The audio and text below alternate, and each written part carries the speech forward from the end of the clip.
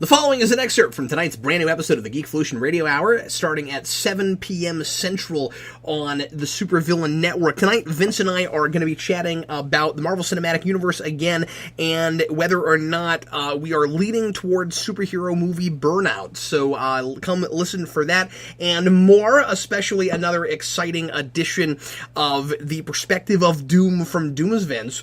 And thanks a lot for listening. Hope that you can make it tonight. We've got a little bit of superhero and comic book TV stuff and movie stuff to talk about. The first thing is we've got good news and we've got bad news when it comes to cancellations and renewals. The bad news is Constantine did get canceled by NBC. We've known this for about a week now. And the good news is, and I'm very surprised by this, Agent Carter got renewed. Oh, yeah? Yeah. Oh, cool. I kind of didn't expect another season of that, but it is coming back, which is great, because there was quite a bit of, or not a lot, but there was a little bit of setup for more things to come at the end, and while that season played like a miniseries and had a really good beginning, middle, and an end, it sure felt like there were things that needed to be resolved, and I kind of didn't want that character to go away until I got to see her actually help to build S.H.I.E.L.D. Do you think they'll wrap it up, or do you think they're going to just try to keep it going? That's a very good question. I'm not sure. I mean, considering how irrelevant Agents of S.H.I.E.L.D. is. Yeah, that's a great question, considering that there was supposed to be, up until just last week, there was supposed to be a S.H.I.E.L.D. spinoff, which, considering how superfluous people have been talking about Agents of S.H.I.E.L.D. being, and more, I'm starting to really agree with that, it seemed like a weird thing to spin off from.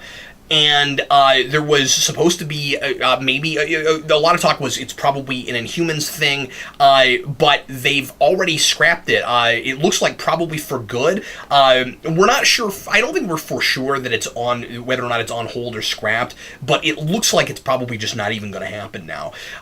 In favor of bringing back Agent Carter. Now, I think that you could have even more of these things on regular television and not just Netflix. After all, Netflix is going to have 4 different shows, and Daredevil was incredibly well received and had widespread viewership and was just spectacular. Agent Carter, I like a lot, and so if you could bring in more things like Carter that felt like they had more of a reason to exist. And again, I don't care if it really has all that much to do with the movies, as long as I just really like the characters involved and that there's real good stories happening. I mean, maybe they can do like an Inception of S.H.I.E.L.D. thing, and then everybody's dreaming, and I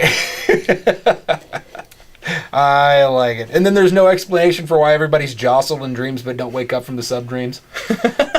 So you feel like you're falling in your helicarrier or, fan, and you don't wake up from the sub-dream. You're falling from your helicarrier. Anyway, I'm sorry, go ahead. Anywho, Batman. So, to some extent, I wonder if they wouldn't just be interested in the idea of creating, like, an early S.H.I.E.L.D. show. I know that's what Agent Carter is, but I mean, like, have the inception of Agent Carter, or the inception of S.H.I.E.L.D. with Agent Carter, and then make Agents of S.H.I.E.L.D. Agents of S.H.I.E.L.D. Do a spy show set in the 50s or something. Yeah, sure. It makes more sense to me. I think that there's more mileage for something like that. It would feel more like a spy show. I keep saying that Agent Carter already feels more like a spy show than Agents of S.H.I.E.L.D. ever has. And then, I mean, to some extent, I don't understand why they don't just, try to plow new ground rather than trying to dance around the movies. Yeah. I mean, especially if you go back to do something in the past. I mean, of course, that's what Agent Carter is. But if you go back and you do something in the past, then or something way in the future, you have more freedom. You can do other things because the characters in the past might, be dead by the time the movies roll around. Yeah, exactly. I mean, you don't have complete freedom because, of course, you've got things that have already happened that you can't really contradict. But you have more freedom than you do setting a thing in present day when you have a lot of characters that you're not allowed to use, and you have a lot of things that you can't mess with because it would affect these other characters. And I'm not usually a big prequel fan, but the nice thing about Agent Carter is that it is a direct sequel to First Avenger.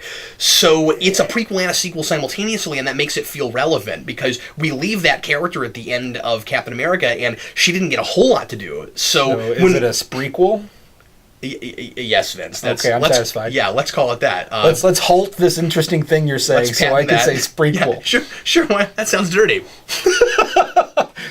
The other thing I wanted to mention before we go to commercial break, Vince, is Hugh Jackman has now said that he's going to be finished with Wolverine after the next Wolverine standalone film.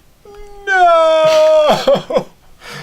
Heck, let's see who else they cast. I think it's amazing that he's done it for as long as he has, and that he still, looks great and is able to pull it off. I've heard some people say this is a man that doesn't age. I don't think he's a guy that ages quickly, but I think if you go back and you watch the first X-Men film, and then you watch what we've got right now, yeah, you can tell this is a man that's been aging. If you look at Wolverine, God forbid. I mean, if you look at Wolverine, he's always been kind of grizzled. And then you look at Hugh Jackman, just getting older, and it's just going to help out. I mean, unless... That's true, absolutely. Until he kind of hits that peak and then going downhill. Yeah, well, and the other thing, too, is he's a lot... Every time he bulks up, he seems to be better at bulking up.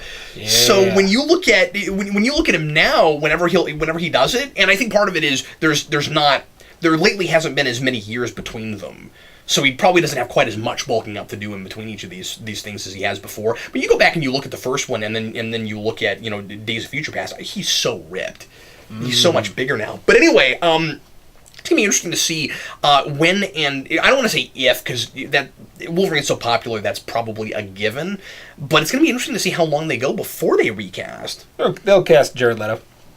Yeah, or Leto or whatever. A really tattooed. I'm just kidding. You see, you can't tattoo Wolverine because his skin just heals it over. No, I want damage on my forehead, sir. It keeps disappearing. I still love the idea that he might just be drawing it on himself. Yeah. Well, we've talked about that. I think that's funny. It seems likely that he's not going to be tattooed in the movies, so there's no reason to keep talking about that. But let's talk about it. That was a joke, okay? Anyway, it was a Joker. Shh, hush, Batman, hush, Joker. Really? Deal with that before commercial break. So anyway, one more standalone Wolverine movie. The big question right now is Patrick Stewart going to be in this movie? Are we going to get any more of the alternate future stuff, and might it go kind of back and forth? I'm hoping for that. I'm certainly hoping that the big thing that movie does is explain what has happened to him in the soft reboot.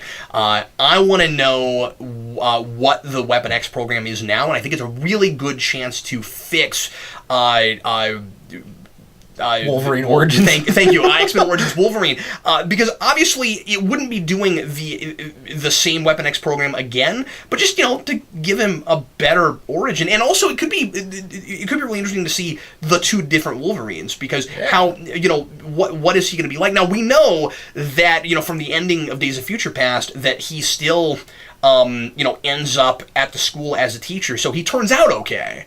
Yeah. But I think it would be really interesting to see how he gets there, because it's such new, uncharted territory. If you call being a teacher turning out okay, because in-services suck. That's all I'm saying. Talk to a teacher. In-services are awful. Yeah, but compared to other places, Wolverine might go, Viz. I don't know. I've met some teachers that would prefer cage fighting to in-services. Really? I might be making that up. Cage fighting. I could be making that up. This is one of those times where you have nothing to add, right? That's probably. I'll just say whatever comes to mind. Well, we've got a couple minutes before commercial break. What do you want to see in a third Wolverine movie? Pop-Tarts and Kiraga. Okay, no, seriously. What do you want to see in a third Wolverine movie? That's the thing. Cooperate! I feel like if you're going to do one more movie with him, I think you have a terrific point. You have to address the idea that he has his past memories in a present that's different. Does he even remember this stuff? Does he remember his new life? How much, and is it foggy, or how much does it become clear? am I forgetting something that's already, like, has this already been addressed in that movie? Well, the real question, Vince, more is, what is the Weapon X program, or is there such a thing? Mystique gets him at the end and pretends to be Stryker and takes him. What happens? That's the big question. That's what I want to know. In the future, at the end of that movie, he doesn't know any of that because he's the version that was snapped back from the time travel, if you'll remember. So the future version doesn't have any of those memories. The question is, does the Wolverine in the past that goes off with Mystique pretending to be Stryker... Okay, we're all caught up now. Good. Does he... is he going to suffer any memory loss like the other Wolverine did? Is she going to shoot him in the head with an adamantium bullet? I'm just kidding. I'm sure that will happen. See, it's got to be that Magneto is involved somehow behind Weapon X. You think? It seems likely to Oh, me. boy, I don't know, because she's gone her own way now. Well, yeah. I mean, those two aren't even connected anymore. Well, anyway, we got to go to break. We'll be right back.